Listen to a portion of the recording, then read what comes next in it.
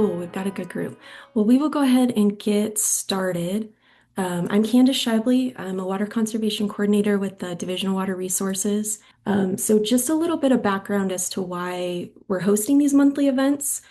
So we created this to support those that are, planning or establishing or maintaining Waterwise landscapes. And this is really meant to be a resource that you can refer back to as well as complement the landscape incentive program, which offers up to $3 per square foot for lawn that's replaced with water efficient landscaping. And that price does vary just based on location. We do have some resources on the screen. You can check your eligibility, see what your incentive amount would be, get some contact information if you have questions about the program, and then also apply. Um, at the very end, there's going to be a survey that auto generates. If there is a topic that you'd like us to consider in the future, please do not hesitate to throw that into that survey. We always love getting those suggestions. So today we're going to talk about trees, but before we jump into the main presentation, I'm going to hand it over to Ro and Ben for a maintenance minute. We're going to start with Ro, who's in Emery County, and he'll share some of the maintenance tips and things to watch for that apply to most of the state. And then Ben's joining us from Washington County, and he'll cover what's happening in those warmer portions. So I'm going to stop sharing, and Ben, I'm going to turn the time over to you. Or not Ben, sorry about that. Ro. There we go. All right. Hopefully you can see my screen. I'm going to talk a little bit about late summer landscapes for for the cooler part of the state, the more northern part. Uh, but really for the first few weeks of the next few weeks, the first part of August, really it's going to be warm. We're not going to be doing too many of these activities. The few things that you can consider doing is planting cover crops to improve your soil. We talk a lot about this for maybe farming or for vegetable gardens, but for people that are either doing new landscapes or transitioning a landscape, this can be a good option to help improve your soil. Planting a cover crop is something you might consider doing. And um, by the time you've considered it and ordered seeds, it'll be toward the end of the month and maybe time to actually do that. You can also start collecting and saving seeds. So for some of your summer flowers, there's a few of those things that are probably going to seed finishing up, and you can collect and save those for next year. Um, as we move into kind of toward the end of the month, late August, early September. Um, you can start dividing and moving the spring and summer blooming perennials. So things that are kind of finished up. My background here is a helenium. It should be a fall bloomer. It's not something you'd want to move around, but things that are finished up, you can divide those perennials, get them moved to new places, and the first part of September is a great time for that. It gives them just a few weeks to sort of get their roots reestablished a little bit before cold weather hits. As temperatures begin to cool a little more, it's also time to start thinking about adjusting watering schedules. So again, Candace's weekly watering guide is a great place to start, but adjusting that as temperatures cool. It's time to do aeration and apply fall fertilizer to lawns. An early September application can be a great time to help your turf grass repair and reseed. So if you're transitioning to more waterwise turf, or if you're just patching things, reseeding that first part of September is a great time to do that for most of the state. And then it's time to start thinking again about fall planting for trees and shrubs. I it's great botanically, it works well. Sometimes it's not as easy to find good things in the nursery, so I'll give you that.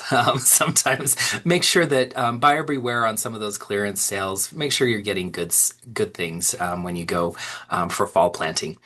And then it's time to start making a plan for we're going to be as fall continues. There's lots of garden waste, things that you're cutting down, leaves, and so think about make a plan of where you might be able to do some composting for all of that debris that's going to be coming from your garden at this time of year. I'll let Ben take over. Thanks.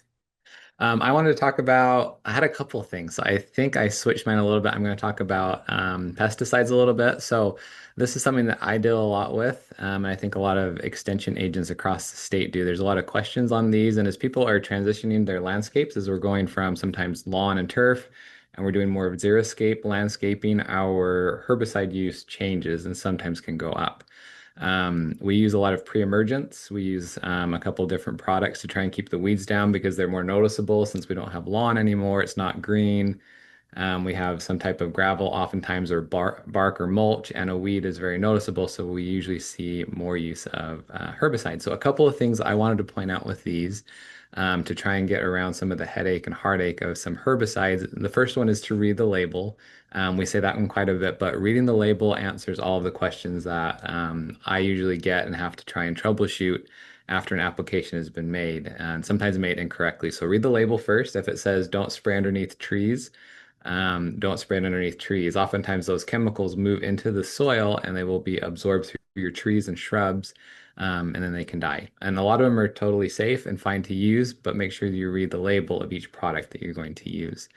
A couple of things that are on the label that I put on this slide. One, we call it PPE. It's your personal protective equipment. For most herbicides, and for this group, that's probably what we're going to be using the most of. Not as many insecticides, but herbicides. Read the label and see what it says, but typically you're supposed to wear closed-toed shoes, long pants, sometimes goggles or glasses, safety glasses, and gloves. Is usually the minimum that's required. Sometimes it may have more. Usually you're not going to require a respirator or a breathing apparatus. However, you can wear more if you feel like you need to wear more, but you cannot wear less than what is listed on the label. It'll also tell you where you can spray it, how much, so the ratios and the rates. You with herbicides, more is not always better. So you use the correct rates on the herbicide label. They actually are more efficient if you don't over apply the chemical in the product. Most of our herbicides come as a concentrate. If they're not a concentrate, they have a RTU on the label, ready to use. I mean, it usually comes in some type of spray bottle that's just ready to go out and spray on your weeds. Otherwise, it's a concentrate, and then you would mix those at a certain rate into a water apparatus or a sprayer, kind of like the one in the middle of the pictures that I put up. That's a common one to get. Um, and the last thing I just wanted to mention, pre-emergents are kind of our best friend in Xeriscape. These are products that we put out. They will help kill the weeds as they're starting to germinate. It interferes with their production as they're emerging out of the seed. And we use them a lot in the spring and early summer to get on top of all of our weeds. And we don't see them pop up if it's an annual weed. Um, but one thing I wanted to point out on those, if you read the label, and this is where a lot of gardeners fall short, is on the label, these have to be watered in somehow. So a lot of gardeners will go out and put them out right before a rainstorm, and they get watered in, it activates the product, and it creates a barrier in the soil that will last usually about 3 months, depending on what it is. But if it doesn't get watered in, it won't work. So in my part of the state in southern Utah, we did not get much rain this spring. So a lot of people put out their pre-emergents, whether it's a liquid pre-emergent or if it's a granule, both of those have to be watered in. It didn't happen, and we had a lot of landscape managers had a lot of problems because they weren't out watering in with a hose. We just didn't get the rain to water it in. So keep that in mind. But again, read the label. It walks you through all of those things and answers any questions you have. And with that, I'll turn it back over to Candace and Miles. Awesome. Thank you both. That was really helpful. So Miles is going to talk about trees, and it's a really common challenge with lawn replacement and changing irrigation practices. Just figuring out how you're going to protect those trees through that process. So we're excited to have Miles here. He's with USU Extension, and he's going to be talking about trees today. So Miles, I'll turn it over to you. Yeah, excellent. Thanks. I'll share my screen so you can see the presentation. All right. Yeah, trees are pretty widespread. They often overlap with lawn, and the water savings from taking out lawn is great and benefits us in different ways.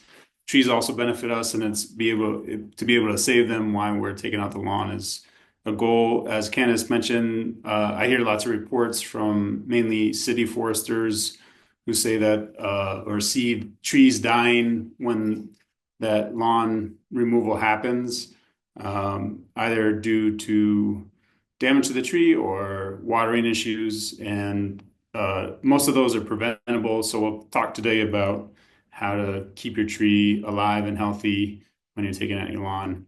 So this program, uh, Slow the Flow, it's a replicate of programs in other states. So Nevada has done this, and California, parts of California have done it. So there's lots of experience and knowledge about how to do it correctly. And saving water doesn't have to be in conflict with saving trees. You can do both at the same time. Um, trees in on your property have benefits. They're attractive. They have financial value. They also have costs. So if you hire someone to take care of them, it costs money. If you're doing it yourself, it takes time. Getting the leaf litter out of the gutters, all that stuff takes time. But generally, the benefits outweigh the cost, and it's worth preserving them. I'm going to hit the benefits really hard. I don't know that I need to do this with you all, but I just want to make a couple points about why they're so good and they're worth keeping. For me personally, I would much rather walk by the yard on the right than an empty planting strip on the left. It just makes a more comfortable, appreciative neighborhood. That translates directly to the property value of houses. So these are two blocks that are very close to each other in Ogden. The block on the left has lower canopy cover, fewer trees. The block on the right has more trees, more canopy cover. Generally speaking, the property values, if you were to look at listings or sale prices for comparable houses in those two blocks, the property values are going to be higher with the trees. So they have a financial value. And individually, because of that, trees have a monetary value. A lot of owners don't realize that their tree is worth something.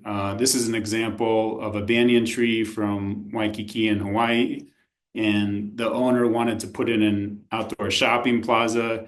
They were originally going to take out the tree. They had someone appraise its value, found out that it was worth about $100,000, decided to keep it and make it a feature in the shopping mall. It's become a really attractive component of that mall, which is also successful commercially. So they have benefits themselves.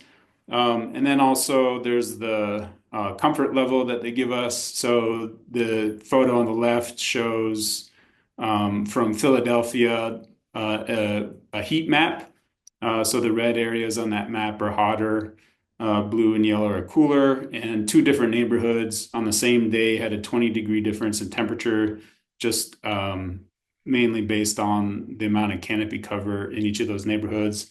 And then it's a pretty intuitive comfort measure as well. This is in Logan.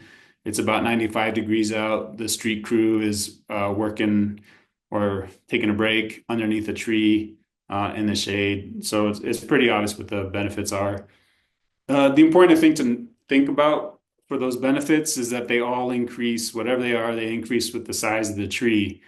Um, there's a lot of investment in planting and establishing a tree. If you're on a short cycle of replacing a tree every 7 to 10 years, there's probably never going to be any benefit from it and just be a constant cost of putting it in the ground. So, at least in my mind, it's always better to preserve a tree than it is to have to replace it and replant a new one. Always better to preserve a tree. And they just take a long time to grow. If you're around here, it's 40 to 60 years. Well, I guess 20 years you could have a decent tree. So it's a long time to wait if you take it out or if you kill it to have it replace the same functions it did before. Preserving those tree benefits from during the lawn removal, there's really three main ways that the tree gets injured. One is just direct injury. That if, like for example, an excavator is taking out the turf, it can damage the trunk, the branches, or the roots. Soil compaction is a big problem that will end up killing the roots or preventing the tree from accessing water nutrients. And then probably the most important or largest source of tree mortality with the lawn removal is the watering that happens afterwards. Trees need a certain amount of water to survive here. That amount of water doesn't change after the landscape transformation. So even if there's no turf, the tree still needs the same amount of water. And so we'll talk a lot about how to try and get the water matched to the tree's needs. The first step really is just looking at the tree. If you have a tree that's surrounded by turf, just to evaluate whether that tree is worth keeping. So some problems with trees are treatable. So this image on the left showing the foliage on a maple, it's chlorotic. It has that yellow coloring with the dark green veins.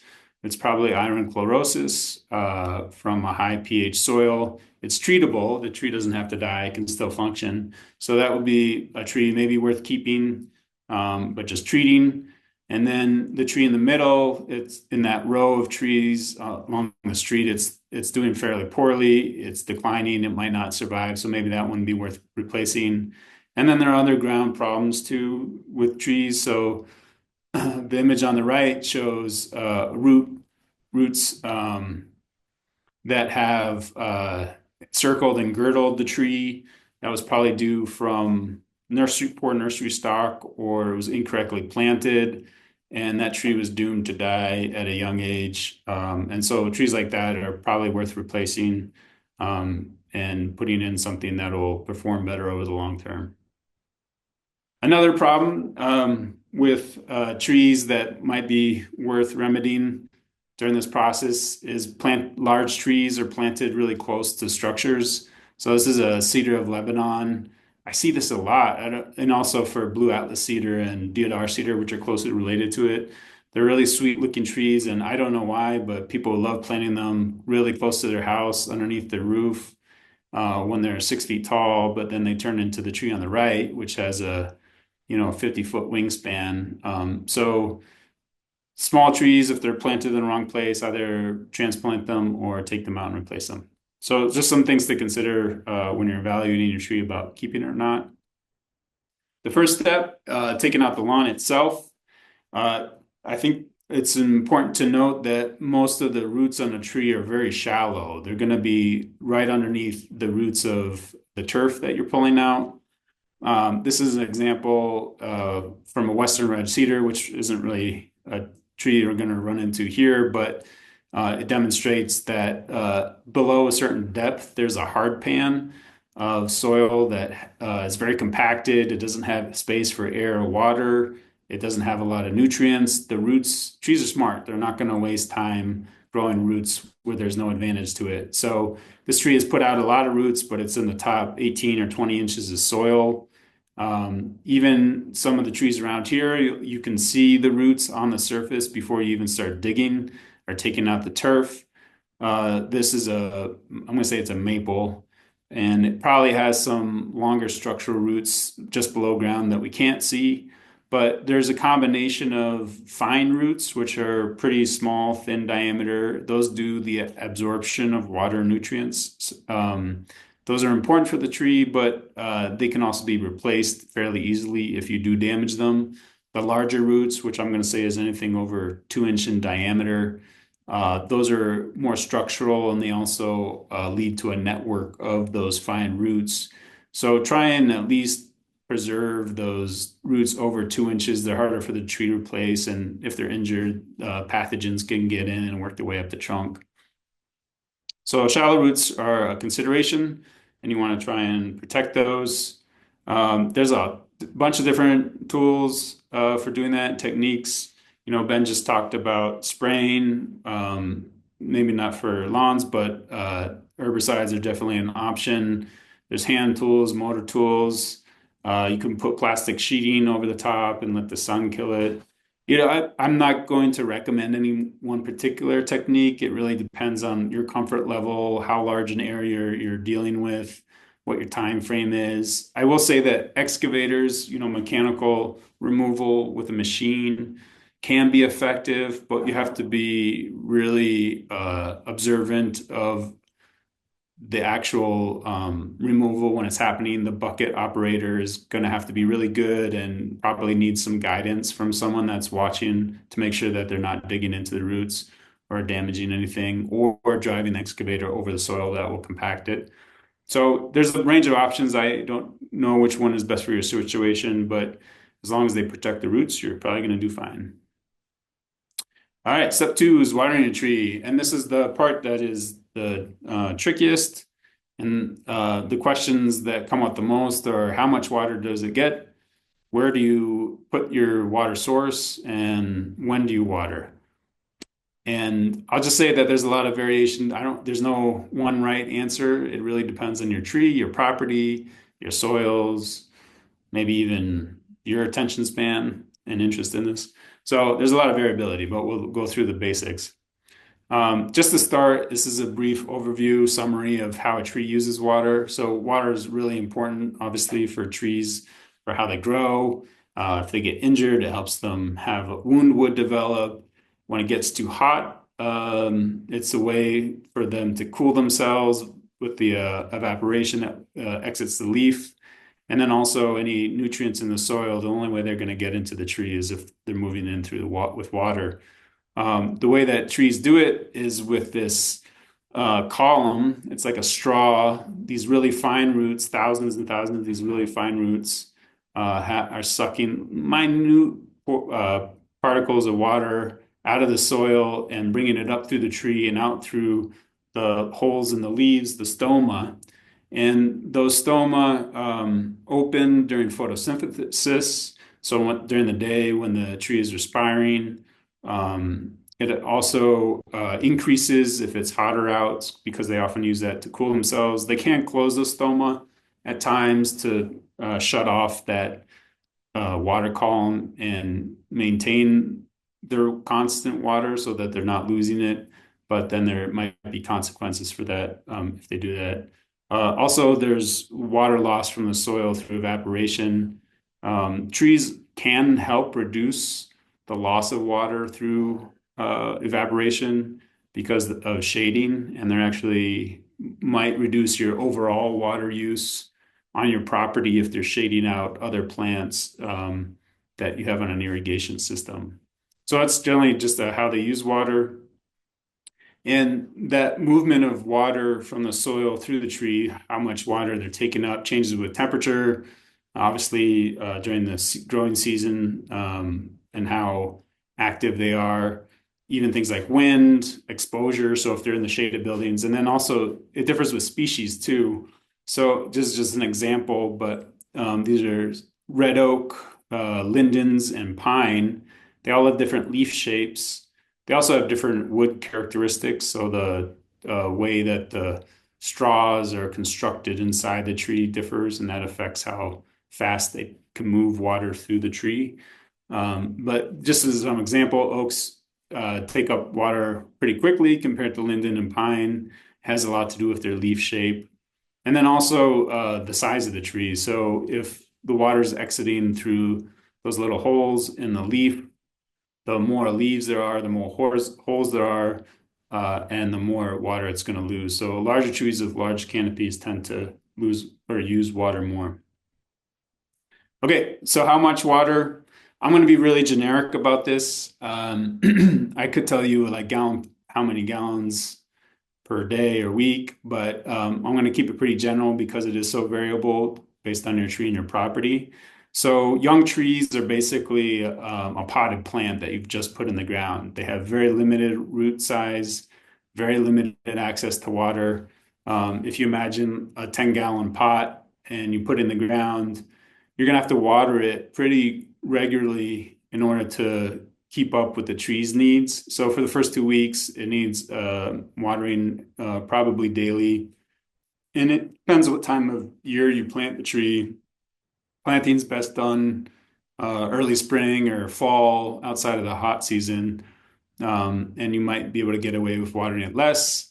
After a couple weeks, you could water it twice a week. And then after a couple months, you could water it weekly and you'd probably be fine.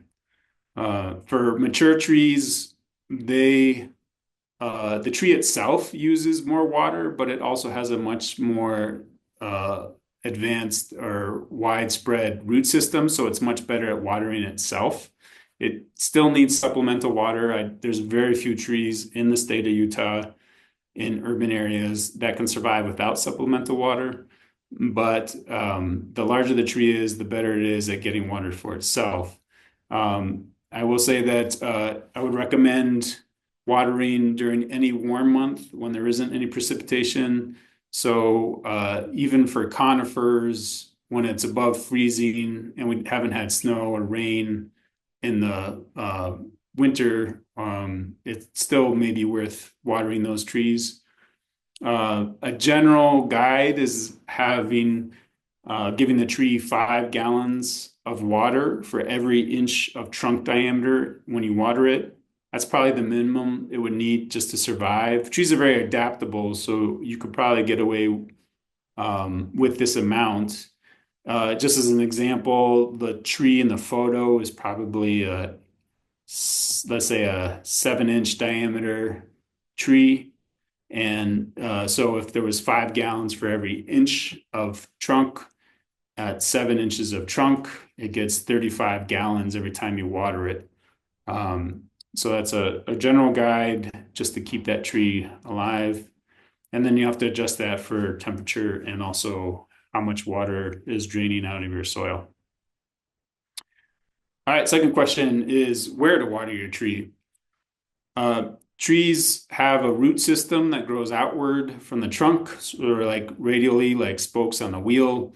It's generally in proportion to the size of the crown of the tree. The edges of the crown, where this is marked with the drip line, tends to be like the edges of your roof. So that's where water's running off, kind of like where if you have gutters, that's where your gutters would be. And then downspout puts that water right at that area of the drip line for this tree. So there's a concentration, usually water there. Roots grow where water goes.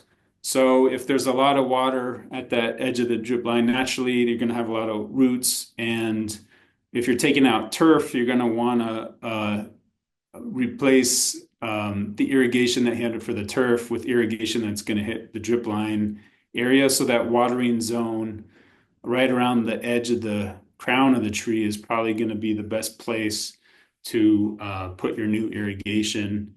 Um, the roots will grow outward if you move the water out. So keep in mind that over time, you'll probably have to move your irrigation to keep up with the size of the growing tree.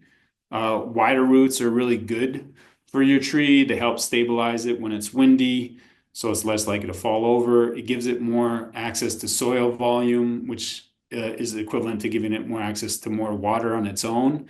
So it'll need less irrigation in the future, and that'll make it resilient to drought. So big wide root systems are really good. You want a big pot for your big tree.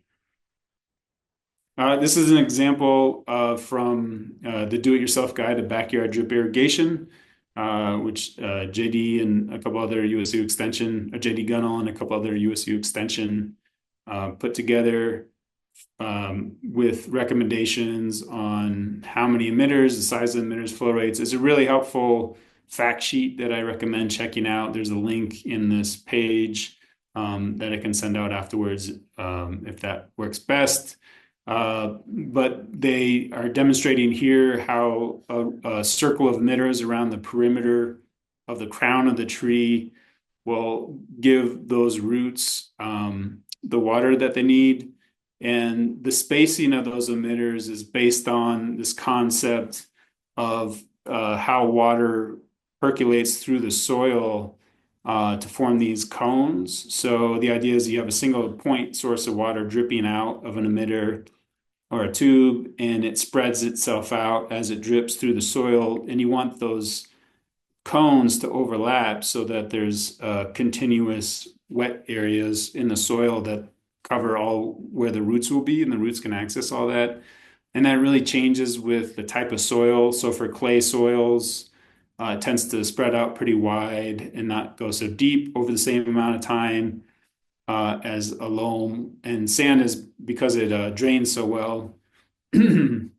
it tends to not spread out so far. So that means that you might have to adjust the distance between your emitters for each soil type to make sure that you're getting good coverage with your irrigation system for that tree.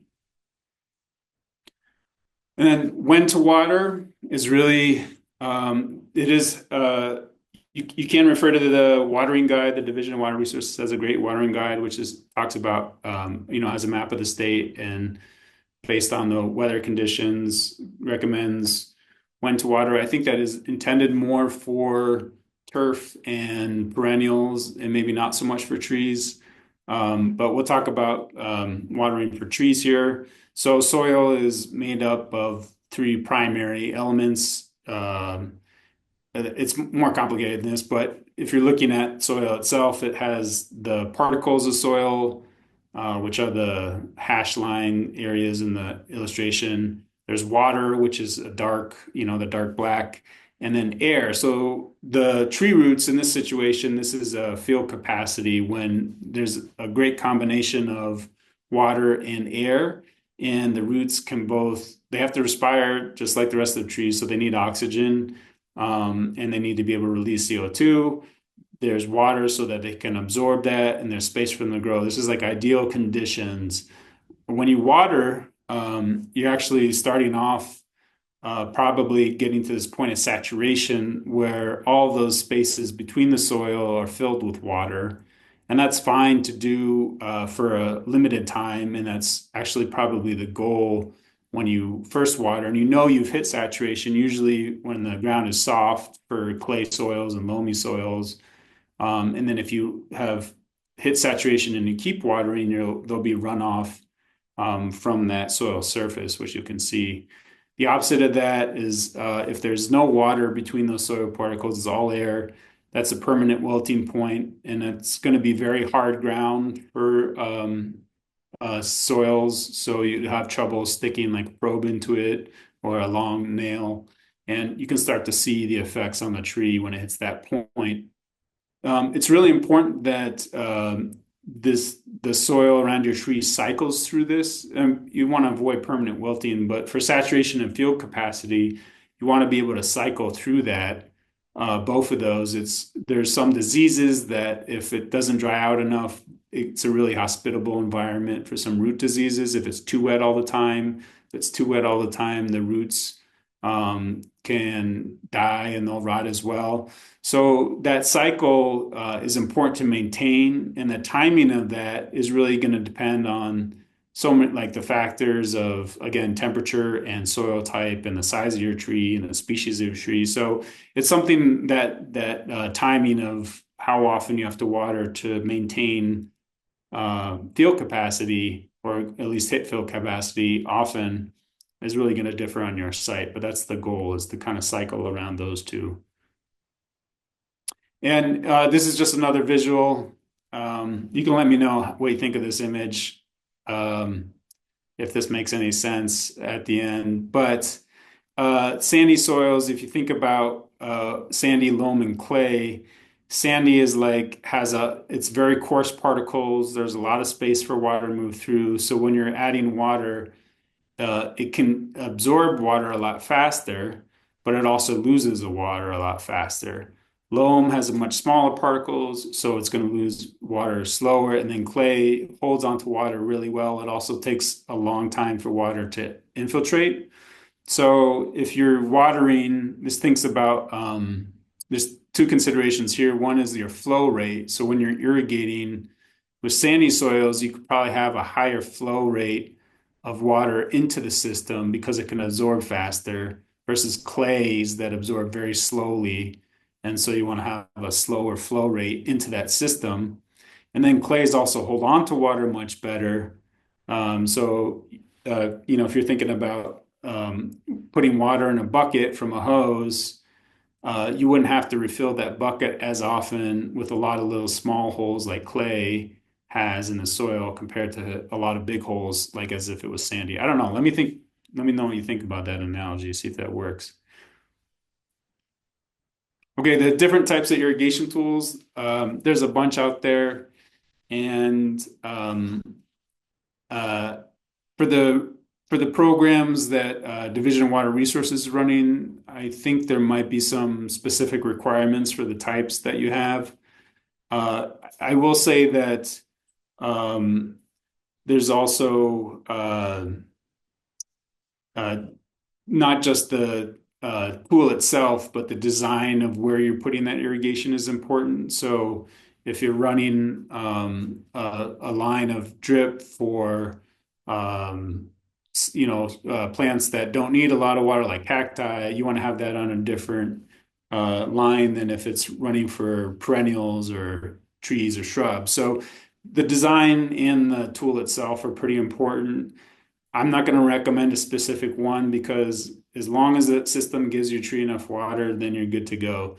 Like I said at the beginning, a tree needs a specific amount of water just to survive. It doesn't necessarily care if you're giving it to it one drip at a time or all at once with a bucket, as long as it gets it. And conserving water by taking out turf doesn't mean that you can cut water on your tree and have it still be as healthy. So whatever system works for the tree is a system that I'm in support of.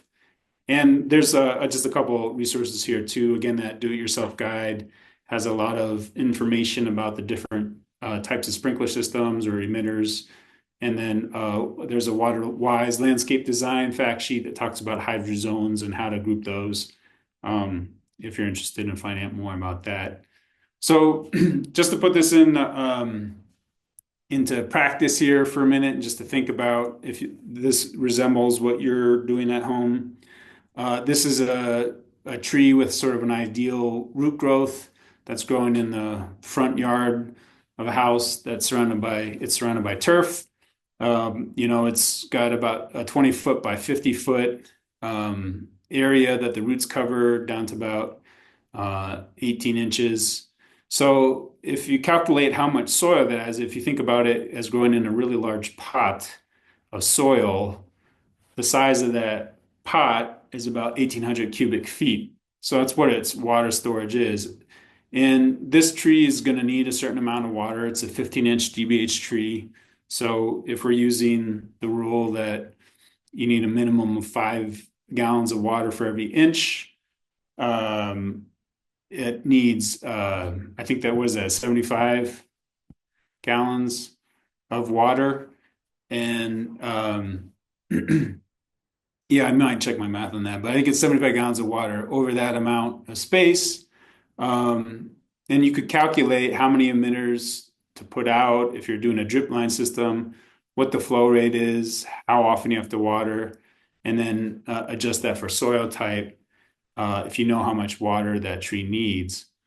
Um, Compare that to a tree that's in a planting strip. So this tree also has turf around it, but because it's surrounded by a street and a sidewalk, and it's probably been watered really heavily just within that planted strip, it has a much smaller root size. It's considered a much smaller pot or soil volume. It's growing in a much smaller pot than the lawn tree. About 450 cubic feet of soil is available to it. And for a same size tree, think about what would work. It still needs the same number of gallons of water, but it's going to have a different number of emitters, flow rate, and frequency to get that same amount of water into that smaller space. Another way of looking at it from above, this is an aerial view. If there's that tree in the yard and you want to put out emitters or a drip line system, this is just an example. This would work great. You could adjust the flow rate, like how long that system is running water to make sure it gets what it needs. If it was a street tree, taking that same drip line irrigation system and trying to fit it into that much smaller space, like the green areas, the growing space surrounded by sidewalk and concrete. So if you were to take that drip line, it would get really crowded. It probably wouldn't be it'd be every few inches there'd be an emitter. It wouldn't make much sense. So it might make more sense to use a different type of irrigation system for a street tree that needs a lot of water faster in a smaller space. So just an example of how to think about the type of irrigation you're going to put in based on reaching the roots of that tree. Okay, so let's say you've taken out the lawn, you put in new irrigation, you're watering. How do you know if the amount of water is good for the tree, if the tree's needs are being met? So some general symptoms of decline that you can look for, you could do this. I recommend doing this before your transformation and then again doing it after, because that way you have a reference point. If you take some photos before, you can have it to compare to after. And oftentimes trees take 2 to 3 years, depending on the size of the tree, can take 2 to 3 years before you see any symptoms of decline that would result from water or damage done during the lawn removal. So some general symptoms, if it's has really slow growth, if its crown is thinning out, doesn't have as many leaves as it did before, if there's dieback, you see dead branches, starting to drop leaves earlier than it's supposed to, and then even branch failure can be a symptom of decline. So some examples from overwatering, or I'm sorry, underwatering. If it's really bad, the leaves will start to wilt. That's not a good sign at all. That's immediate action is required. You're underwatering too much for that. Dieback, so the photo on the right shows some needle death. And it'll usually be at the top of the tree, you'll see it first. That's the farthest that water has to go is to get up to the top of the tree. And so the tree will die back from the top, usually if there's a water problem with its root. Uh, Leaf scorch, slow growth. These are some indicators that you're underwatering.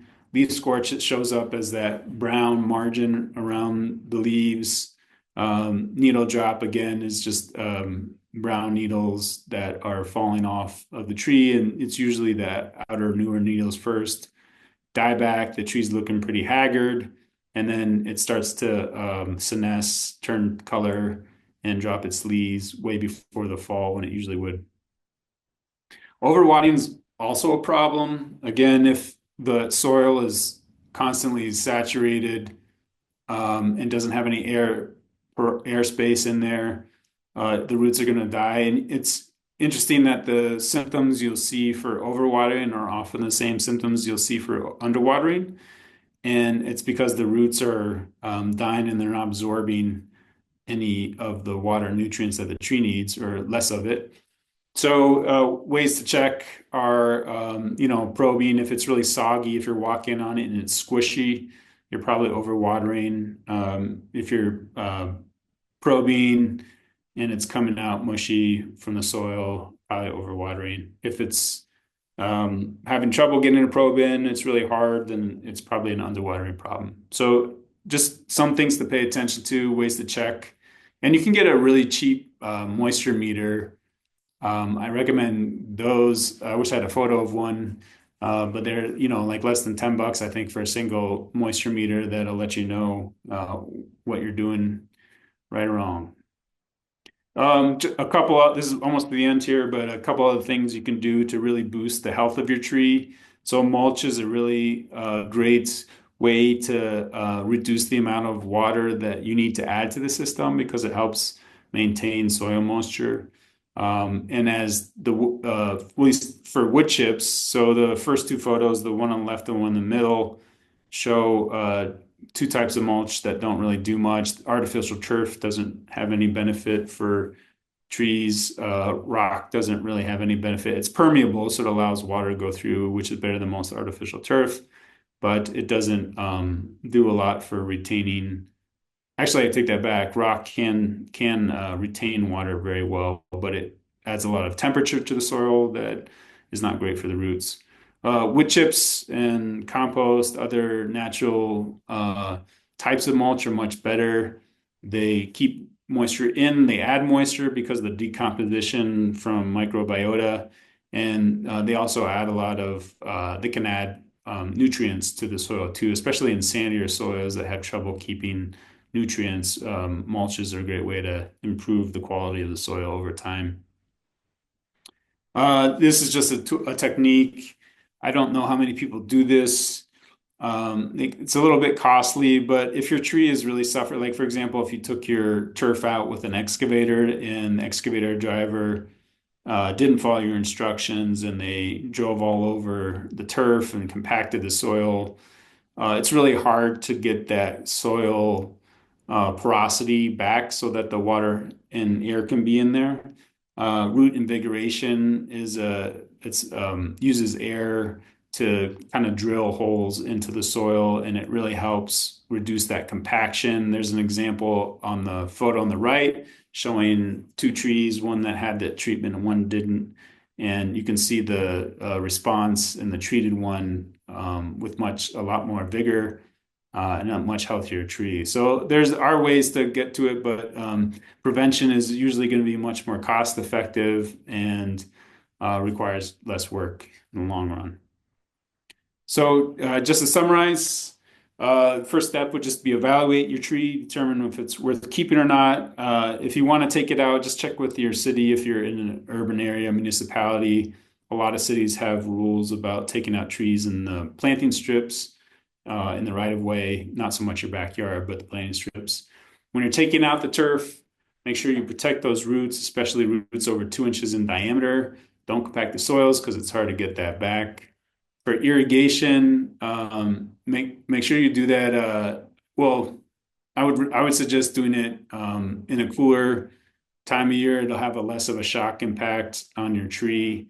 And then whatever system you pick, whatever technique, whatever hydrozoning you do, just make sure that water, you calculate how much water that tree needs at a minimum, and that whatever system you put in is getting that tree the water it needs based on where you think its roots are growing.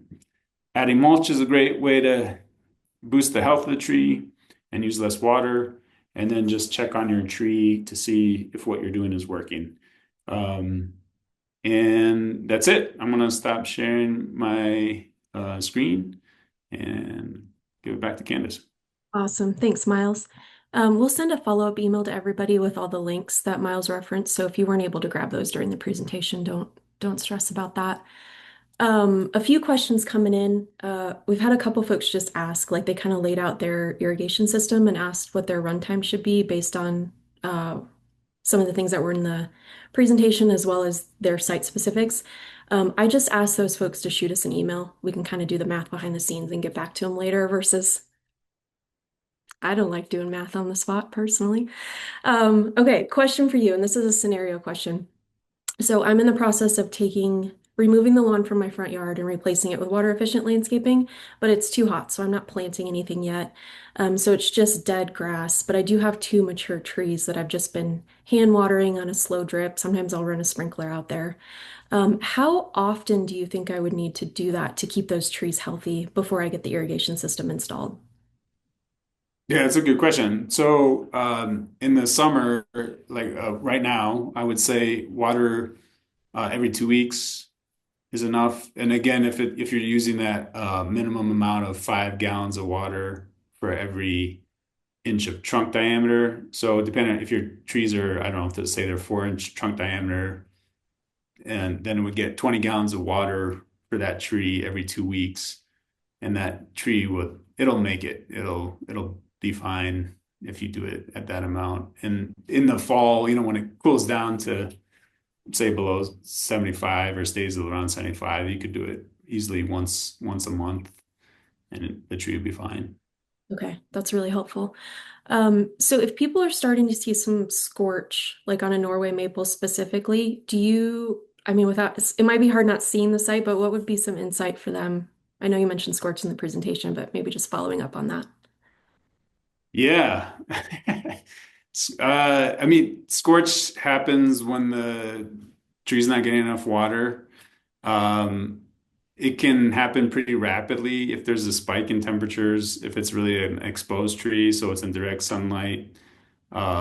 Especially if there's a lot of reflective light and heat nearby, like it's next to a street or um, a house with a metal roof or something, it can get overheated really quickly. So those leaves are not going to recover, they're not going to it's not going to drop those leaves and regrow new leaves. So you'll still see the scorch, even if you increase the amount of water that this tree is getting, you're still going to see the scorch on that tree. Um, but the tree will probably, if you up the amount of water that you give it now, the tree will be fine or recover. Um, and again, like I said, it can happen pretty quickly if there's like a peak in temperature and heat exposure. So even if you're giving it like a baseline amount of water and all of a sudden there's like a week where it's really hot, it could still get that scorch.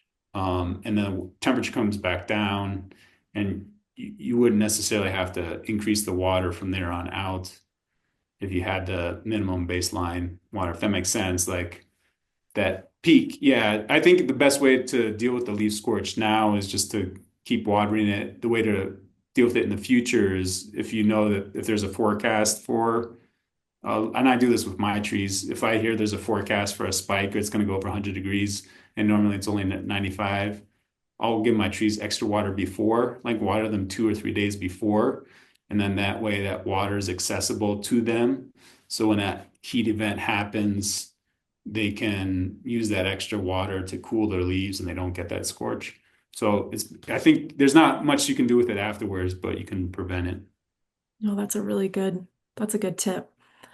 Um, so if someone has a tree that is like, let's say it's on the property line, and so like half the roots are in the neighbor's yard, and well, for the sake of the story, we'll say half. We'll say half are in the neighbor's and half are in your yard, but the neighbor isn't really watering or you don't have control over that. What are some things that you could do on your side of the fence? That's a fantastic question. And it's also a very, that's a deep question. There's a lot to that because hmm, you're getting into issues about responsibility for tree health, which is illegal. You're switching over into like a legal jurisdiction here. For the health of the tree, um, there's not a lot you can do. You can try and overcompensate on your end. So let's say that you know that your neighbor has zero water going around that tree on their half. Trees are, you know, if there was a damage to roots on one side of the tree, you often see in the above ground on the foliage, those leaves affected on that side of the tree. So there's sort of a direct line between roots on one side of the tree and leaves on one side of the tree. But they are also pretty smart and they can transfer water within the tree. So you can try and compensate by watering heavily on your end to make up for the fact that half the tree isn't getting water.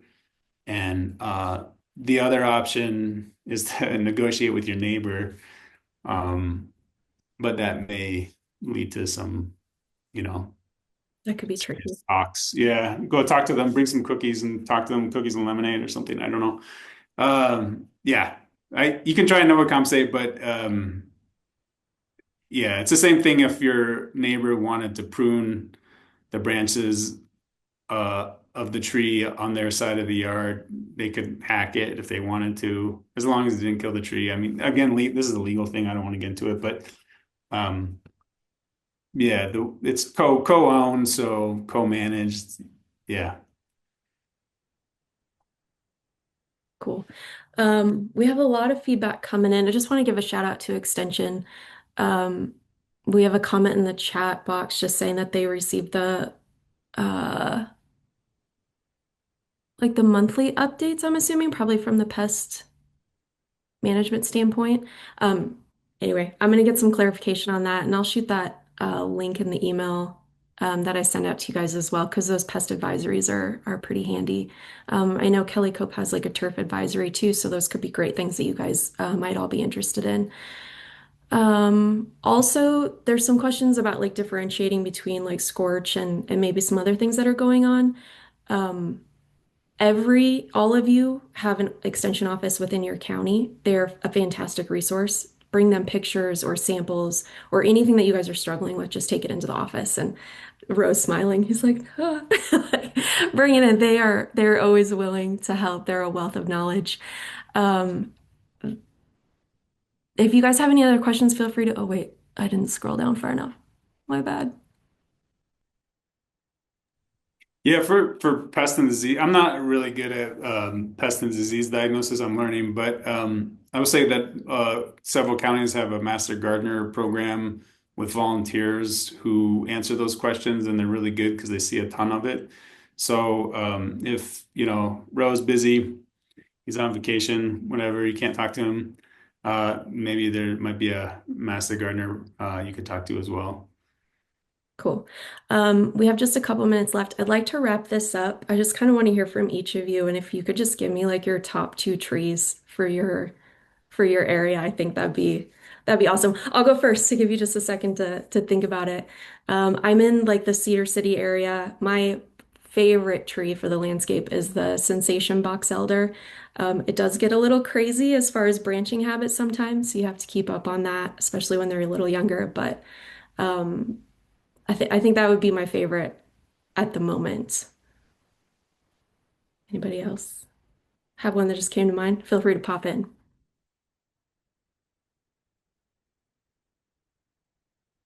Do you want me to call on you? Ben? Ben, do you have a I favorite? can go. I didn't know if you were waiting for like comments in the chat. Okay, my favorite ones, we do a lot of red push pistache or Chinese pistache in our area. It's a great tree for hot climates. Um, it's a kind of a medium-sized tree, but I quite like that one. Um, I just planted a ginkgo tree. We're going to see how if that one survives in my hot climate. I'm excited to see how it does. And I also like Eastern red buds. It's kind of a small, well, small tree that has a lot of nice foliage on it and flowers in the spring. I do like those red buds. Ro, how about you? Of like choosing, uh, I love them all. I really do love trees. It's a hard one to choose. I saw some really pretty Zelkovas on my drive into work today. I think those are a nice tree. I think they're not planted enough. But I'm a sucker for anything that flowers. So I love a I love cherry blossom. I like the Kwanzan cherry. I really like crab apples of any variety. I love something that flowers in the spring. Awesome. Miles, how about you? Yeah, one tree that I would recommend trying, and it's a conifer, which I think there are not as many of those out in the landscape, is a Arizona cypress. And from what I hear from arborists talk about them, they're pretty bomb-proof. So they don't need a lot of care, a lot of water, and you can still get some good shade from them given enough time. And then I like uh, I like the classics. It's unfortunate. I like the classics that are here. So, I like honey locust. I like catalpa. Um, yeah, a lot of like the trees that you see everywhere. I even like London plane, even though they're problematic with anthracnose and some other diseases. But because they tend to be some of the biggest trees in some cities, they're just these pretty magnificent stout trees that provide a lot of shade. But I don't know if I would recommend planting London plane because they are You kind of gotta problematic. throw those little things. The little seed pods are fun to throw. Yeah, there you go. Cool. This was great. Thank you all so much. If we didn't get to your question, don't worry. I've got your contact info and some things on the back end, so we'll reach out via email. You guys enjoy the rest of your day, and hopefully we'll see you next month. Thank Cool. you. So, bye.